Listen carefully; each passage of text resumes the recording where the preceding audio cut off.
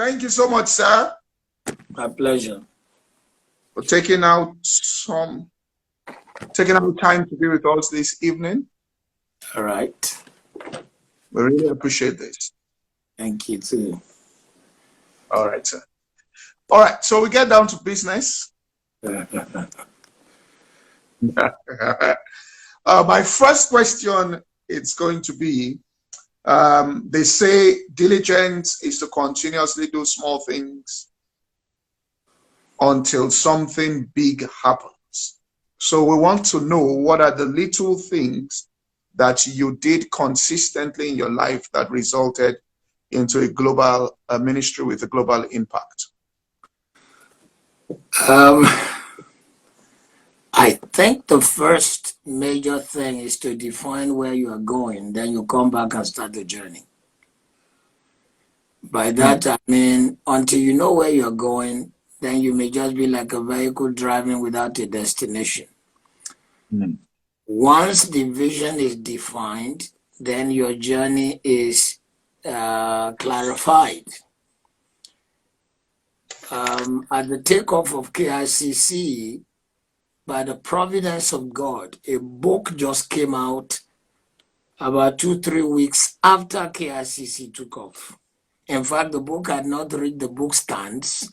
It was still being advertised in a magazine known as Charisma Magazine. And it was a book titled The Power of Vision by a man called George Barna. And that book became the catalyst for directing my ministry. In other words, I quickly got that book, and the book says things like, you need a vision because your vision is your fingerprint, your vision is it gives you direction, your vision gives you purpose, your vision helps you to know where you're going. So the first major thing is to really, really clarify purpose of vision. Once vision is clarified, vision then gives you passion, vision gives you unction, vision gives you direction, vision makes you know where you're going, and in fact makes you to be selective. Because if you do not know where you are going, you will become a rolling stone. So while there are 1,001 things I can say about the things that make up success, the most major really is vision. Because when you look at the life of Jesus, his vision was clear. The Son of Man is come to seek and to save that which was lost. And once he knew that that's the vision, everybody he met wanted to make something out of him. One town, they said he should come and be their king. He said no. They got angry because he knew the reason why he was here. And in fact, when he was under pressure, the Bible again says that because of the glory that was set before him, he endured the cross, despising the shame.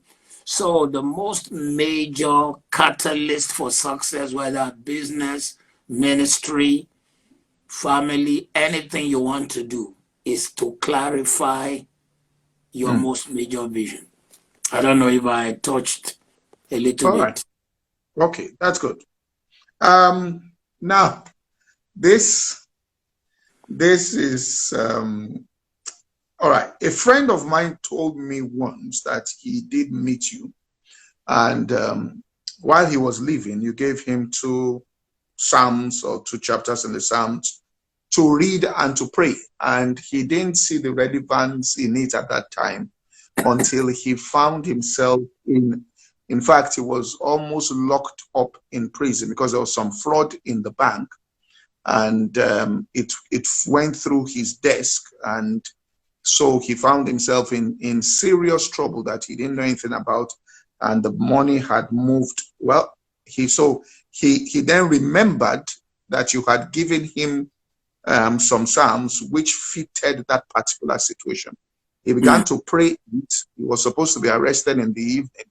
That morning around 10 a.m., they found the money. It had been moved through 5 different accounts. So it was just miraculous. And he told me, all right, the story about it. So I just want to ask you, the Psalms that you gave him fitted perfectly with the situation, and he prayed them for a turnaround. Is there something about that book you'd like to shed more light on? Well, let me first start by making the answers two-dimensional.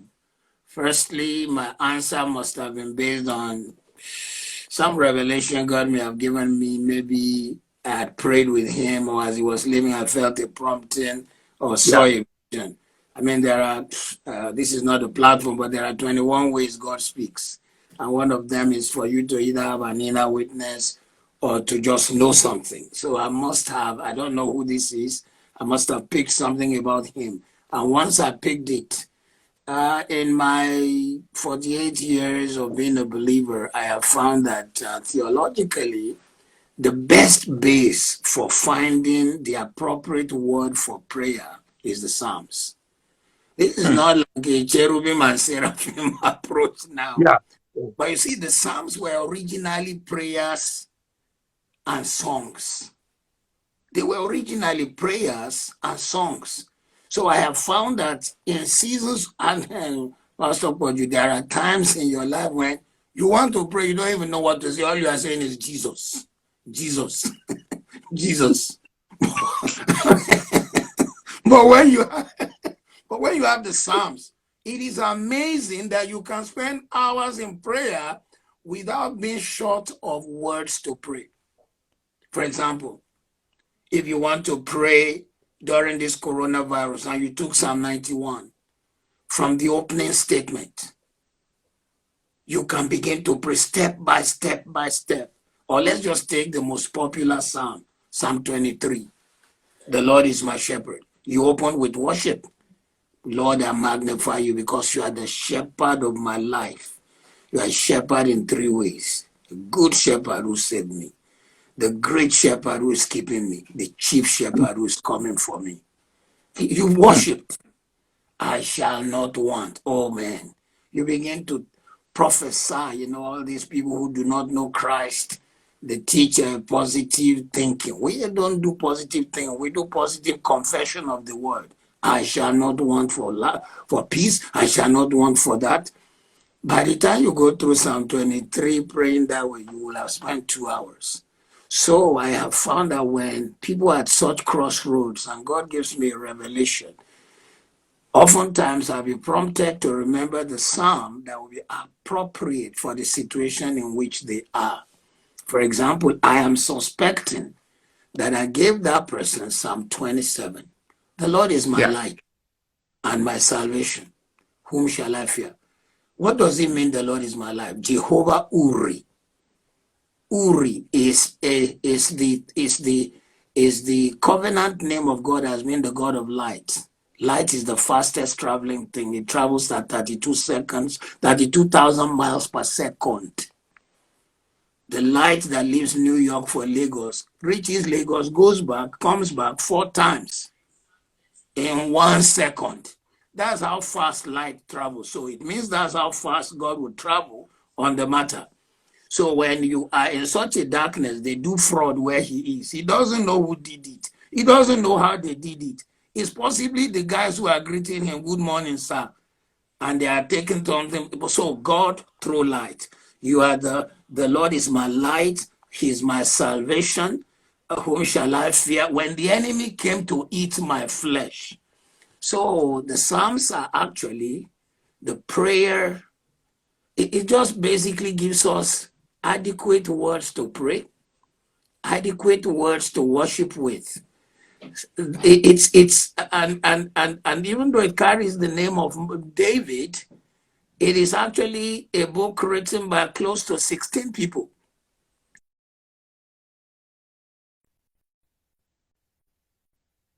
Moses wrote about 2 or 3. Solomon wrote a couple of them. Asaph wrote some.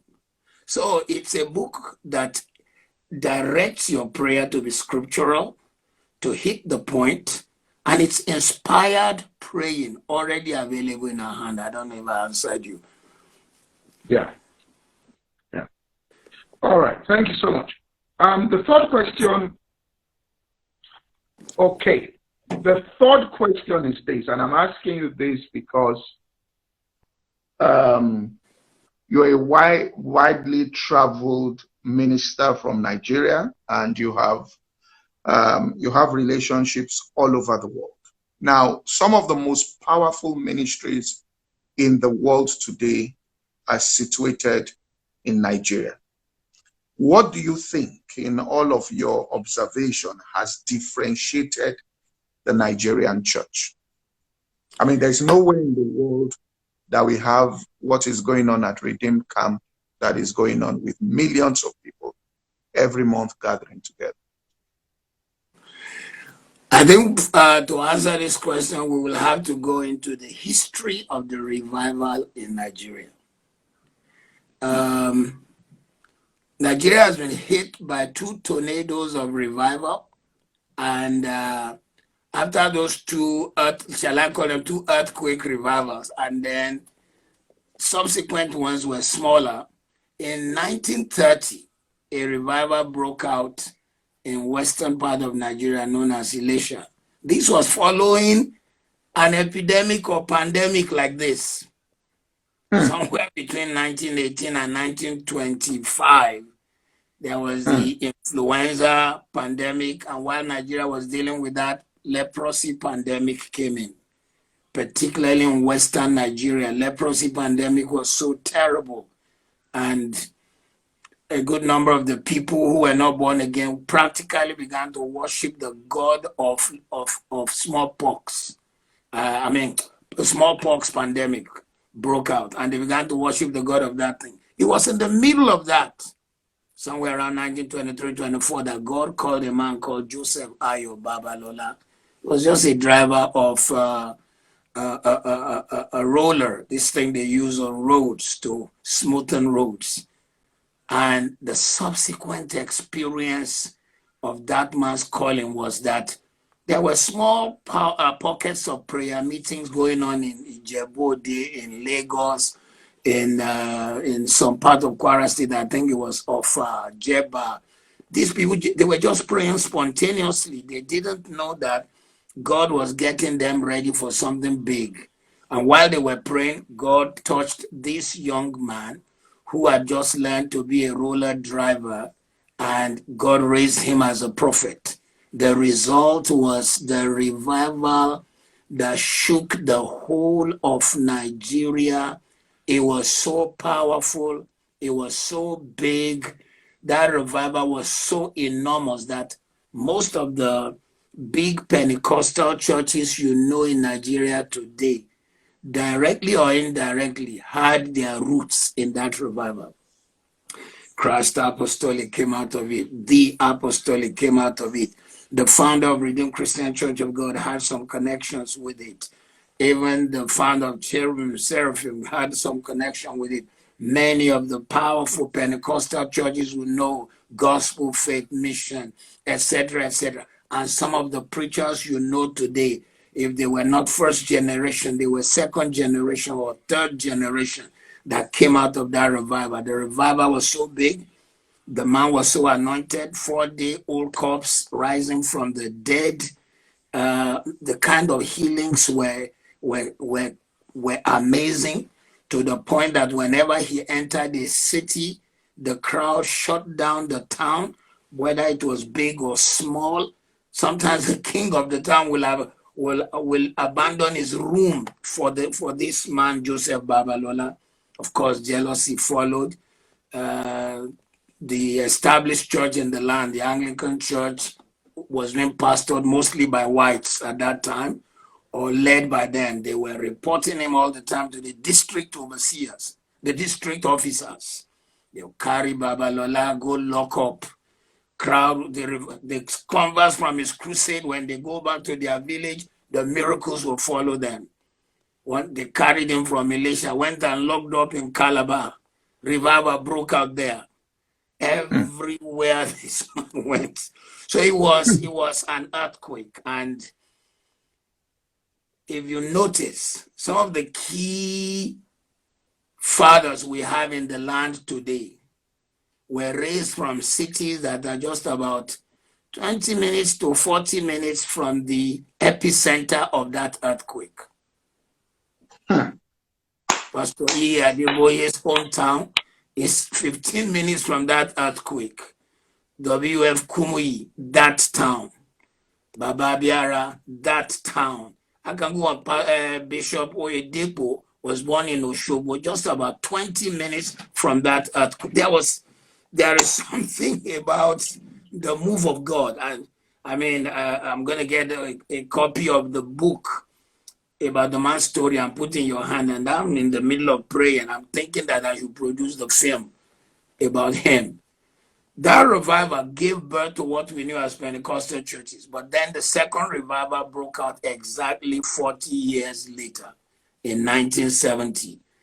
1970 January was the end of, I hope I'm not telling too much story. No. No, this one, oh, please go on. Please go on. Please. Go on. Okay. Please, man. Okay. January 1970 was when the Nigerian Civil War ended. In any nation where you have a civil war, 3 or 4 things happen. You either have riot, rebellion, reformation, or revival. Riot, rebellion, reformation, or revival. The second wave of revival that hit Nigeria was from the east. This group of young people gathered around the Oka Onitsha area and became the catalyst of this revival. Some of them are still alive as I'm talking to you today. In fact, one of them is now in his 70s. He's a pastor in Onitsha, Bishop Nwachukwu. And people like that, Bishop Nwachukwu, Frances Lajua, who is now married to a British guy here. She's now called Frances Bolton. Edna Onweke. Actually, Edna Onweke went to Bible school with me 46 years ago. Florence Ikwazom. These guys revived. I mean, the Civil War ended. There was not much job in the land. They were so hungry for God. They began to just pray for revival in the land.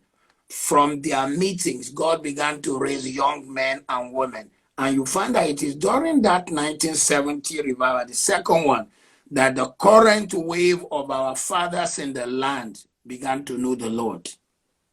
Bishop Oyedepo, 1969. Baba Debo in 1975. W.F. Kumuyi, somewhere around 1970. So that second tsunami or earthquake brought out all the Archbishop Benson Idahosa Ayo Risheja for the current president of PFN, I'm driving, Baba Omobude, Bishop Okonkwo. All these guys were the product of the 1970 revival. Nigeria was coming out of the Civil War and God was raising these men and starting a work. 2, 3 other things now happened that helped where Nigerian church is. A young bachelor, colonel, became the head of state. Colonel Gowon, later general. He passed a law which he did not know would help the gospel. He passed the law about National Youth Service. This revival, which I described in various parts of the nation, the young men now went to university and the young ladies. And when they got there, all these privileged kids who are coming from Anglican backgrounds, these young people pumped the gospel into them. The Emeka Nwakpas rose.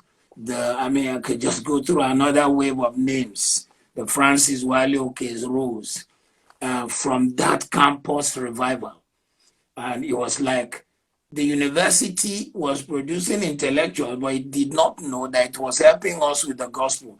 They were getting saved on campus, going on youth service, entering places which the church could not enter and reaching the kids, the young people, and reaching them with the gospel.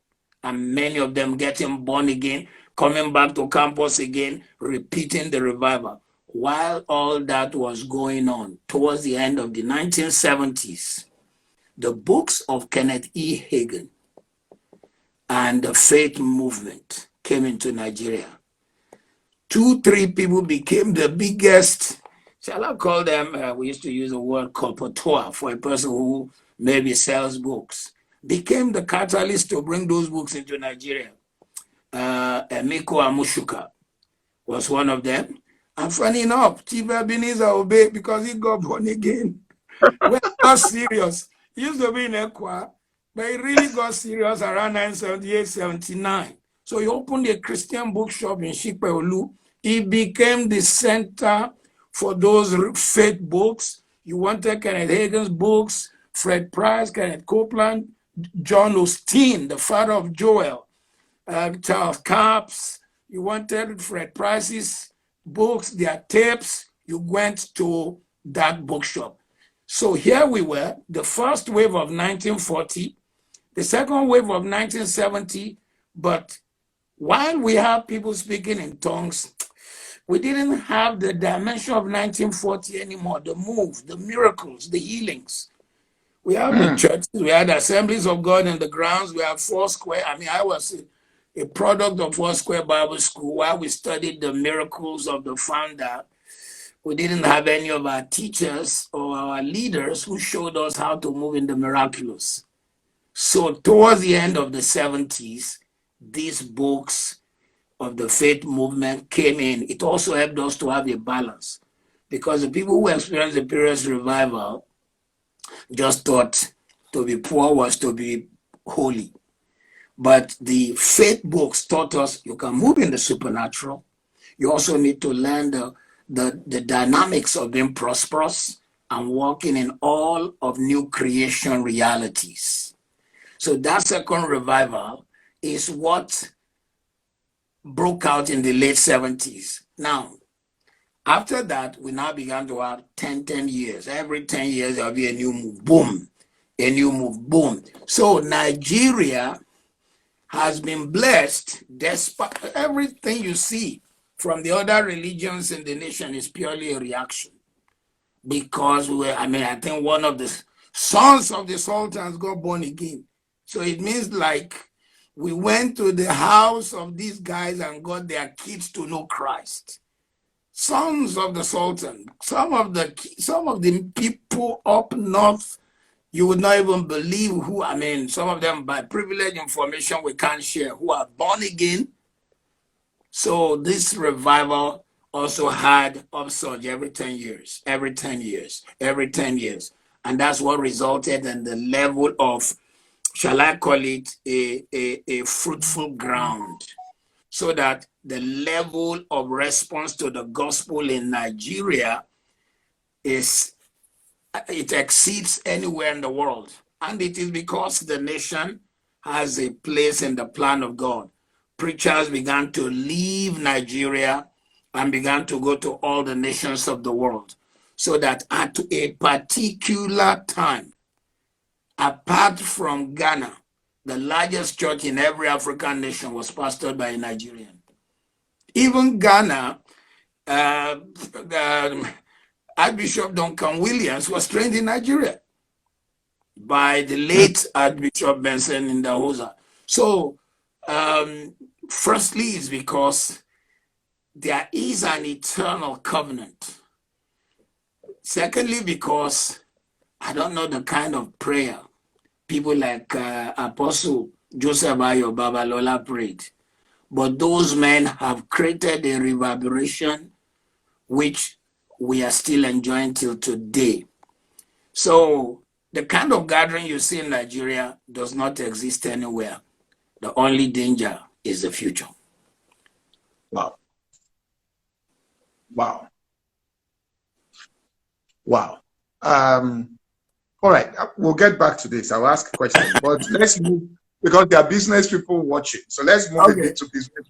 All right. Now, you're a businessman who has developed an asset, all right? And you see ahead of time where best investment should be.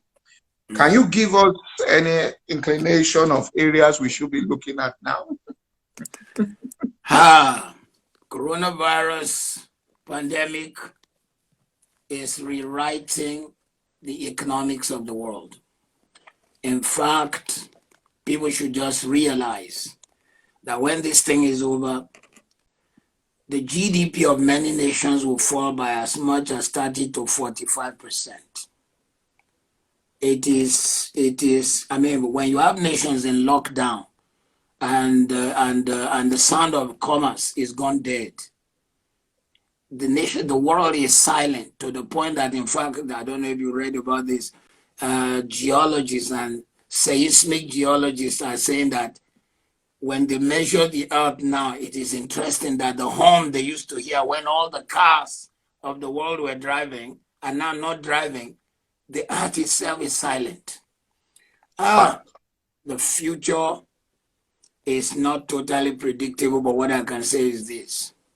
Every time you have issues like this, it is also the time when some people will prosper. So what you need to do is to look at the future. If I were a businessman and I have monies to invest, one, I'll look for people who are into pharmaceutics. Because Pastor Poju, this coronavirus pandemic is not going to be the last. You know, many have misunderstood what Bill Gates was trying to say. He was trying to say by the rate of travel and by the fact that we've tampered with nature too much, there will be this tendency for viruses to rise. In the past 15 years, we've had 3 or 4, Ebola, SARS, MERS, and now we have coronavirus. It's not going to be the last. So people who have the money should begin to look at putting money in pharmaceutics, because that is going to be where.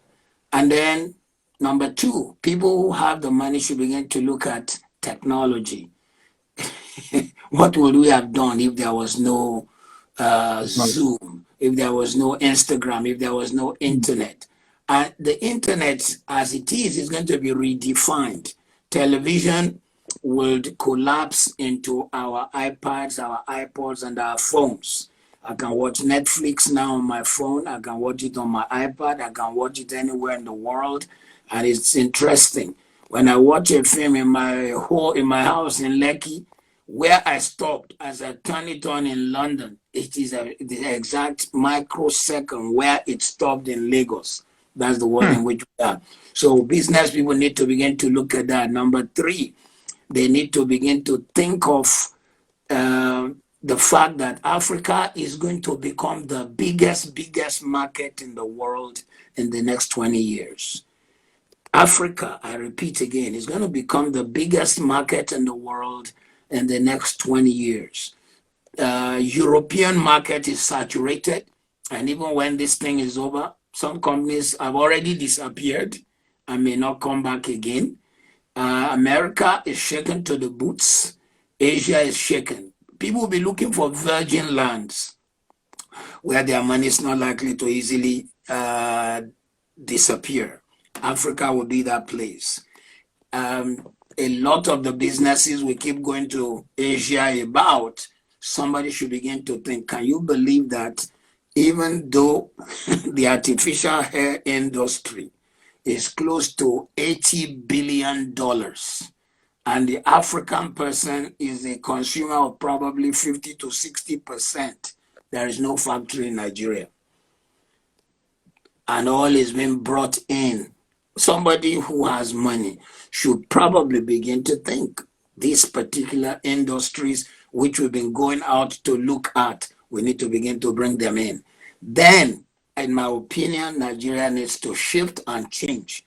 With all due respect, and I really do celebrate the capacities of somebody like Aliko Dangote, but I think the nation is too one-sided.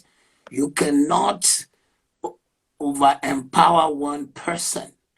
What the nation needs to do, what makes some nations strong, is SMEs, small and medium enterprises. There's a limit to how many Aliko Dangote can hire. Max, he doesn't have 1 million staff. Whereas Lagos has been in boiling point since 3 days because 80% of our people are daily earners. So we need to find ways to empower them, the small businesses in the land. Small businesses are going to rise. people who look at the current situation and see things that have been imported and imported, we begin to see the need to create the industry on ground. Number three, if you are in the travel business is going to go one of two ways. Number one, it is going to be depressed in the next 2-3 years. Only a few people will want to travel, just with the fear of the pandemic, because this thing is not going to disappear overnight. Even when one nation have totally come out of it, the chances are that you might just find that some nations it has not totally gone off. So, but then also there'll be people who will now say, I've stayed home for too long. Man, I need to go catch a breath somewhere. So the travel industry, if that is where your business was, you need to redefine yourself. Lastly, every time you look at a pyramid, stop focusing at the top. Start looking at the bottom. There are too many areas of the bottom of the pyramid which we have not been looking at. We've not been looking at agriculture to the level that we should. The pandemic shut down our oil industry and brought down the value of our oil. And now the nation is crying. Whereas Food and Agriculture Organization said 60% of farmable land on earth is right now in Africa. 60% of farmable land is right now in Africa. So we need to begin to look at empowering our farmers, making farming big, making technology big. Our young men and women are very smart. They need to begin to create platforms of technology. They need to begin to take advantage. They need to look at the world of e-commerce. We need young men and women who are smart to begin to create platforms for e-commerce. You'll find that many churches would have used those platforms during this period. Many of them are held up. They cannot. Here in the West, churches who knew how to use their systems properly just did not have any fall or shortfall. So those who are technology savvy need to begin to look at e-commerce that will work very well in Africa. I don't know if I answered the question at all. Very well, very well, very well. All right, I will ask an organizational question. Sure. All right, before we go back, and it says the question is: as the leader of an organization, as growth happens, there is the possibility for the institution to cripple the inspiration process and thereby stall creativity. How do you manage that? The first thing you need to do is to, let me look at it first as a church, then I look at it as a business. Church tends to go through 4 M's. Many churches started as a miracle center. From miracle, they became a movement. From movement, some of them became a monument. From monument, some of them became a museum. So the church needs to be careful that it does not move from miracle to movement to monument to museum. It needs to keep its miracle dimension while it has systems in place. Movements depends on occurrences. A miracle should be the experience of the church. When it comes to organizations and businesses, what do you do? How do you keep the fire? Number one, always remember that the chief motivating officer, CMO, is the original visionary. He must not surrender his vision. Number two, he needs to hire up people who feel his fire, but who are qualified. The challenge of many businesses in Africa is hiring cousins, brothers, or somebody saying, it's your uncle that gave birth to him. He also read business admin, hire him. And then we hire people who do not have the skills. I was watching I was just listening to something on television today, and the guy who worked for Goldman Sachs said he had to go through 39 interviews. Now, Goldman Sachs is the only or the one of the biggest American banks that did not sink in the 2008 meltdown because of their hiring method. Number one, quality leadership. Number two, system resilience. Quality leadership, system resilience. The challenge of Africa is that we are big men, not great leaders. Big men, not great leaders.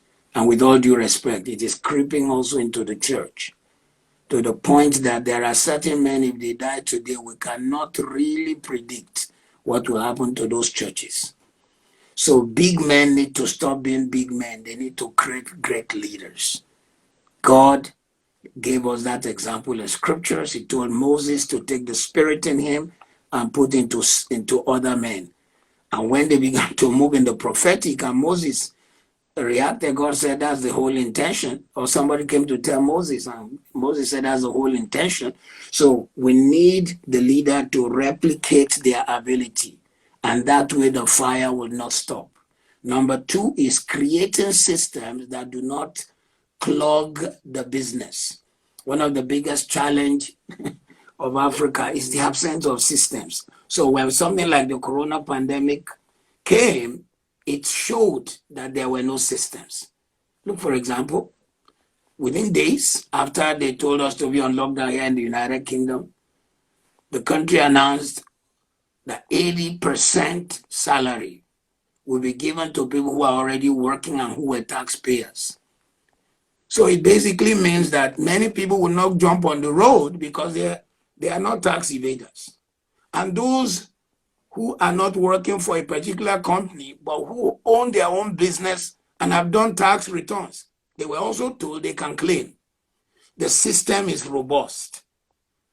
One of the things you notice about Europe and America is you can have Jack Robinson as prime minister or president.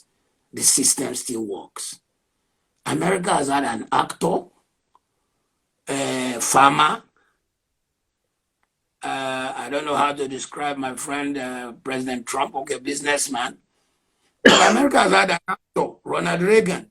The system stood. It has had a peanut farmer. Can you imagine in Nigeria, one peanut farmer say he wants to be president? They will say, which university did you go to? But the system was able to carry it. Here in the United Kingdom, we've had prime ministers whom I cannot even point at what they did. With all due respect, I really cannot point at what Theresa May achieved. But the system was so robust that it did not shake. So the challenge with industries, with businesses, if you are a businessman, you are listening, do not just put your wife as a managing director, as a chief financial officer. Always use competence, don't use hierarchy. Never put your firstborn, put your first able. Never put firstborn son, firstborn daughter to run business. Always put first able, because it may be your third child that has business acumen. Part of the reasons business are never sustained within Africa and we don't have generational wealth is that the man looks, he says, okay, this my son is the one who will run the thing. And the guy, he had not even run his own marriage. And so everything is ruined. So build the system. Let the corporate vision of the place be known. Yes, we know you are the owner of the business, but you don't have to overemphasize it. Raise great men. Give people the feeling that while you are here, you can be adequately compensated, so they don't need to want to go out somewhere else. When people are properly, adequately compensated and made to feel like they can become millionaires even in your system, they don't want to go elsewhere. That way, you are raising leaders, you are raising champions. Then build strong systems so that the system is robust, it is adequate, and you also made people know that, look, this system, we will not change it for you. For example, in KICC, one of our policy is that when if you are a departmental leader you know that you are only serving up till December 31. After December 31, your service is over. We have to renew you. If we don't renew you, you know that, okay, you did well, but maybe you want to give somebody else the opportunity also. You go to some churches, they started very well as a miracle. But the first able man who came have seized the choir. So he is the choir master for the past 35 years. Any other fresh gifted person who came, as soon as that one was doing some demo with his gift, he let him, Wambi, come. Oh. Did they tell you that my position is vacant? So, as a result, some churches have lost good people because we did not create a system that let people know that if we exit you as choir master, it is not because you are not a good person. It's because we even want to raise other fresh leaders continuously. And we want you to even serve somewhere else. So I don't know if I answered. Very well. There was a question I was going to ask, but you answered that question. So let me switch back to spiritual before I come back again. Now, your ministry style, flavor, and expression, right, is a blend of various streams. People say you're very comfortable in a CAC setting with people like Pastor Biara, and you're also very comfortable, all right, and they speak in your meetings in a word of faith setting with a Dr. Rev Babalola. Yes. Can you tell us how you are able to achieve and maintain this balance? Well, as a Muslim young man who got born again reading a tract, the first church I ended up in is a Christ Apostolic Church in 1973 in Modakeke, Ile-Ife. I got born again in 72, reading a tract. 73, I ended in that church, in the Christ Apostolic Church. And while I was there, that was when some evangelist just saw me and said, you look like a man who has a call of God on his life, and gave me the address of Foursquare Bible School. So I ended up in Foursquare Bible School. The diametric difference between CAC and Foursquare is very clear. One has emphasis on prayer, the other one has emphasis on rightly dividing the word of truth. So I always say that I am a product of fire and light. The fire of prayer from CAC, the light of the word from Foursquare. So those two formed my heritage, and therefore I'm comfortable anywhere. I am so glad that, my pastor in CAC, he was a crazy praying man. Pastor John Oyemade is still alive. He's still my pastor from the day I got born again. He's still my pastor. I buy his car every 4 years. I bought him a house. I'll keep blessing him until he goes to see the Lord. But that man formed my prayer life. In the days when I was in Bible school, Foursquare Bible School, we had 4 months holiday, 2 months one time, and another 2 months. Those 4 months, once you arrive when I arrived back to church, where my pastor's church was in Modakeke, Ile-Ife, my pastor had this group of men, about 7 or 10 of them, who prayed with him 6 days a week, all night. So I'm a man cooked in the pot of prayer. I had to join them. So I joined them. We did all night, even if it's just 3 hours. We did all night, Monday, Tuesday, Wednesday, Thursday, Friday, and then on Sunday night. We never did on Saturday because of Sunday service. 6 days a week we had all night. 6 days a week for the years that I was under him. So that background of the emphasis of the prayer dimension was learned in CAC. They may not have much, but they had, all things are yellow to the man with yellow fever. They did not have many weapons, but they have the weapon of prayer.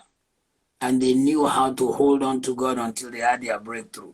Now, you may now understand the concept of faith. I know that some things that some of them will do 21 days. You could have just learned to walk in favor and faith and grace and mercy and receive. But that's where light comes. So, in the providence of God, that evangelist directed me to Foursquare, where I went to do Bible school. And upon my graduation, there was a lot of persuasion from Foursquare to work with them, and the Lord led me there. So from Foursquare, I learned the word.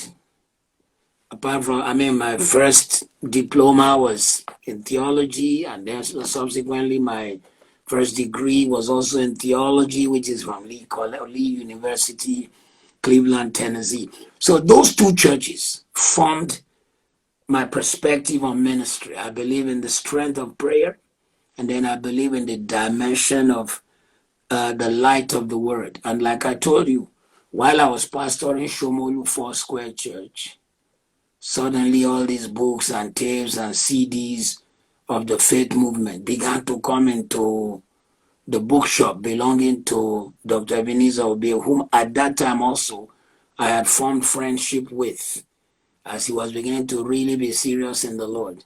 So you might just say that really, really, really I'm a faith preacher. My strongest emphasis is new creation reality, but the dimension of the supernatural cannot be accessed if you do not know what it means to really pray. Wow. So I'm very comfortable on both sides, and when I see that there is a problem with the theology of the person, I think somebody's calling. Go ahead, sir. All right. I don't know if I answered.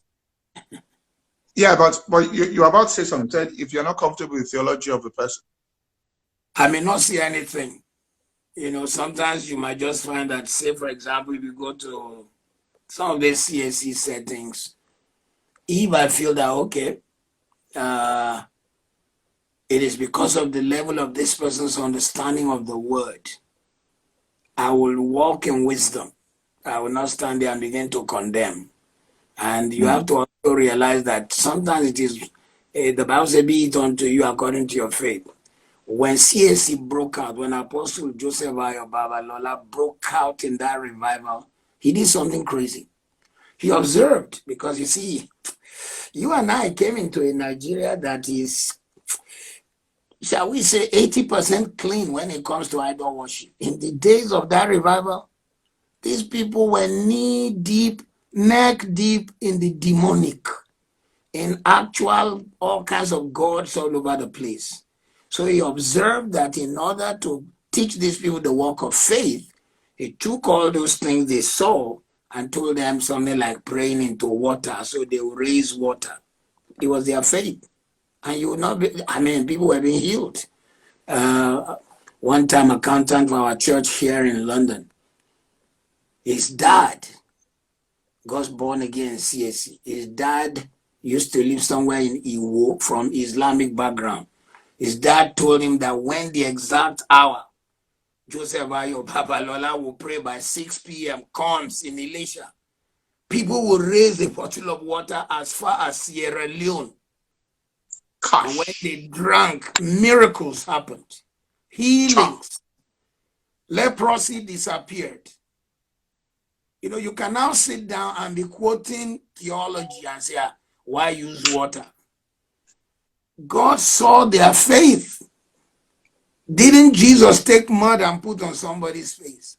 So that's why I said I may be in a setting where somebody is now blessing water. I will not talk.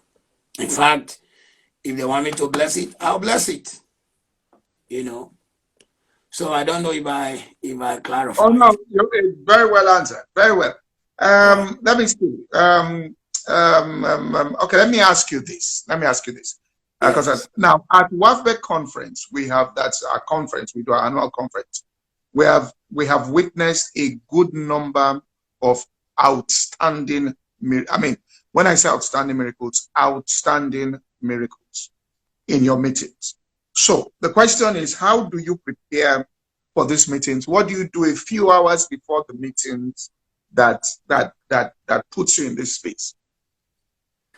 One of the things that the rising generation needs to learn is to be hungry for the supernatural. I cannot forget one time Bishop Oyedepo was telling me, because every time he wanted to be on holiday, he'll come to London, I'll put him in the hotel. He's always joking that it is when I put him in the hotel that he gets all these crazy inspirations. the idea of Canaan land, where the university will be, where the tabernacle will be. So one of those times we were talking, and he said there was a season in his life, and he was so desperate and so hungry for signs and wonders, for the supernatural. So number one, there must be hunger. Matthew 5:6, blessed are they who do hunger and thirst for righteousness, for they shall be filled. Number two, there must be a deliberate pursuit. And then number three, there must be actions and passions that confirm your hunger. When I'm coming to Wafbeck, 3 to 4 hours to ministry, I shut down. I shut out everything. I want to hear God. I want to come there, and when I stand on your platform, I want to, if I say there's a person here whose name is so and so, it is based on the fact that the Lord spoke to me. I want to know that He told me to pray for so and so health issue. These things are accessible. The challenge we have is that even today's pastors are overwhelmed and inundated with all the current things around them. So the supernatural is possible. It is not the exclusive of anybody, but there has to be hunger, there has to be passion, there has to be pursuit, and there has to be sacrifice. Sacrifice as in, like I told you, 4 hours to that time, I shut out everything. And my driver and police who come with me know that once I'm going for ministry, that's not the time the radio or music in the car should be on. Funny enough, when I finish golf, I want to hear all the jokes on the radio. You know, these guys on radio, I don't know which FM. For one guy is called the Don. They know I love to hear his jokes because it's not ministry time. You have to. People need to see that you are truly natural. You are not so spiritual. You have no earthly use. You know, so there has to be hunger. There has to be passion. There has to be pursuit, and there has to be sacrifice. I believe that God wants to exceed the things we are doing. He wants to do the supernatural because actually wonders and miracles are going to be the last bell that God will ring and shake the world and bring them in. And since you have asked this question, I am going to throw a controversial statement. My fear, which I see, and which I shall just put it in a funny way. I don't care who gets angry. At this stage in my life and ministry, I don't need anybody's invitation. I fear for some young men in the land. I'll call them those, my nice, lecky, charismatic kind of churches. They want to so appeal to the intellectual Nigerian that you have every Dick and Harry coming to speak on their platforms. They need to be careful. They need to realize that their churches are packed not because they can preach. When we went to Bible school, the grounds in Nigeria were not this soft. The spiritual ground in the land was not this soft. The biggest church in Lagos was Assemblies of God, Clerk Street, through Larry, 1,000 members. We'll leave Bible school just to go and see the pastor and we'll be wondering, is this man a human being or an angel? Is this guy a human being or an angel? The guy used to drive Volvo 244. Even that time, it's like he's driving a Rolls Royce. That was the largest church in the whole of Lagos. But now some people they've touched heaven. The land is a fertile ground. There's a move of God. Do not ever think that it's because you are so smart and you have this great crowd. You now think, okay, let me appeal to their cerebral capacity by bringing somebody who did economics on World Bank. It's great. It's okay, but please, let's only do those things once in a very, very, very blue moon. The dimension of the supernatural must be kept. If you over-intellectualize, they may just realize that the fire of His presence begins to die. You think I am overemphasizing? Go and check Korea. Have you heard much about the Korean church anymore? I ask you. No. We used to do pilgrimage to Korea. We used to do pilgrimage to Korea. You want to know why? Korea was like Nigeria. Following the Second World War and then the Korean War, Korea was more broke than Nigeria. There was no food. So the Christians left their homes and went to live on the mountains and cried. Some fasted 100 days, 200 days. As you may say, oh, that will cause ulcer. That's the level of prayer. I hope I find the book one day and give you. One guy who ended pastoring the largest Baptist church on earth, 90,000 members, was in Seoul, Korea. Largest Presbyterian church on earth, 300,000, Seoul, Korea. And of course, you know, Dr. Paul Yonggi-cho, Assemblies of God, close to 1 million. The crowd is still there. But the pathos, the ethos, the fire that drew people to Korea is not there. I've seen this move 3 times now, and I'm worried for Nigeria. At one time, it was Latin America. The move there was massive. It was crazy. It was not individual pastors. It was young people in the church. When service is over, Sunday morning service, the teenagers will just carry their musical instrument and go to the street. Healings will be done. So you had churches in Chile that had 300,000. You had Hector Jimenez in Argentina, who had 10 services on Sunday, 7 services every day of the week. 7 services every day. I don't know what happened to that of Latin America, but I can tell you that South Korea, we are not hearing that fire anymore. Could it be that when the older generation, the Paul Yonggi-chos, raised the young men, and then, you know, so South Korea became, even though it's a small nation, it's like, at one time, it was the 7th economy on earth. They became extremely prosperous. Yonggi-cho's church owns the 2nd or 3rd largest newspaper in the land. Because all the newspapers were abusing him, so he floated his own now. Okay, let's not abuse each other. You know, the church, Yonggi-cho's branch, Yonggi-cho's church had more than 3,000 multi-millionaires. So anything they want to do, they could do. But what what virus attacked one place may not be the virus that attacked another.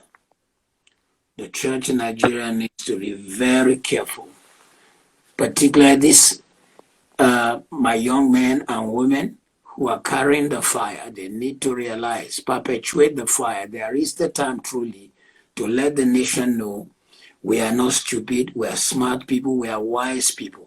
But they must also know that there is fire in our assemblies, fire in our churches. Okay, let me just add this.